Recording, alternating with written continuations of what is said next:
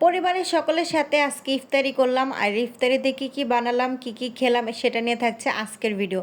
Hello everyone, আসসালামু আলাইকুম। কেমন আছেন আপনারা সবাই? আশা করছি সবাই ভালো আছেন। আমি আলহামদুলিল্লাহ অনেক বেশি ভালো আছি।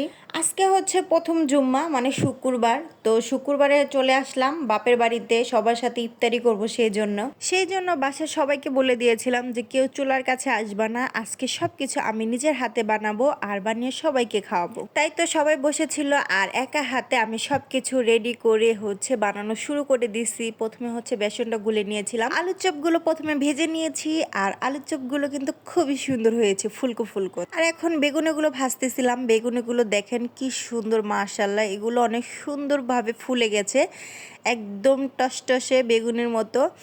যাই হোক, আর এখন ডালের বড়াগুলো ভাজা হয়ে গেছে। আর এখন বুট আর ঘুগনিগুলো গরম করব।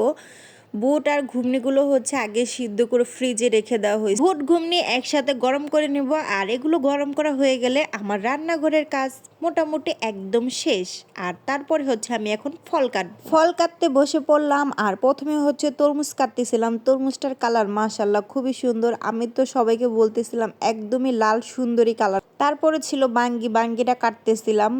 যেহেতু বাঙ্গিটা আমার বড় আপু তার ছেলেকে দিয়ে আনাইছিল, মানে ছোট মানুষকে দিয়ে আনালে যা হয় আর কি। বাঙ্গিটা একদমই ভালো ছিল না, তারপরে কেটে কুটে নিলাম, কি আর করব। আর এখন কাটতেছি আনারসটাও মোটামুটি ভালোই ছিল, বাট কয়েক রকমের ফল আনছিল। আর এদিকে আমার কাটতে কাটতে কতটা দেরি হয়ে যাচ্ছে। বড় আপু বলতেছিল যে আমি একটু কেটে দিই, পরে বলতেছিলাম যে না, আমি একাই সব কিছু করবো।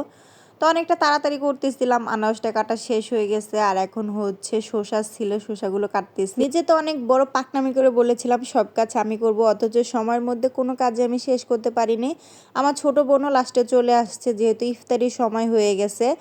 তো পাশে বসে কাঁচামরিচ, লেবু, টমেটো এগুলো কেটে দিচ্ছিল আমাকে। তা আমি তাড়াহুড়া করে পেঁয়াজগুলো ছিলে কেটে নিচ্ছিলাম, যেহেতু সময় কম। সব কিছু কাটাকুটা শেষ, এখন চলে আসলাম শরবত বানানোর জন্য। তো এদিকে বড় আপু বলতেছিল যেহেতু সময় কম তুই অন্য কাজ কর, আর আমি শরবতটা বানিয়ে নিতেছি। আমি বলতেছিলাম যে না, আমিই বানাবো, সময় কম, তাতে কি হয়েছে, দেখবা আজানের আগে বানিয়ে নিব। তো ইনশাআল্লাহ শরবতটা বানিয়ে সবাই গ্লাসে গ্লাসে ঢেলে দিচ্ছিলাম। মুড়িটা যেহেতু আমিই বানাবো সেজন্য আলু চপ, বেগুনি, পেঁয়াজু এগুলো ভেঙে নিচ্ছিলাম। যতটা সহজ ভেবেছিলাম ততটা সহজ না, সবার কাজ একলা করা তো সম্ভব না। তারপর আমার ছোট বোন আমাকে অনেক বেশি হেল্প করছে। বড় আপুতে হেল্প করতে চেয়েছিল, বাট আমি করতে দেইনি ওকে। তো আলু চপ বেগুনগুলো ভাঙা হয়ে গেছে, পেঁয়াজ মরিচ এগুলো একসাথে মিশিয়ে এগুলো ভালো করে মাখিয়ে সরষের তেল দিয়ে দিয়েছি।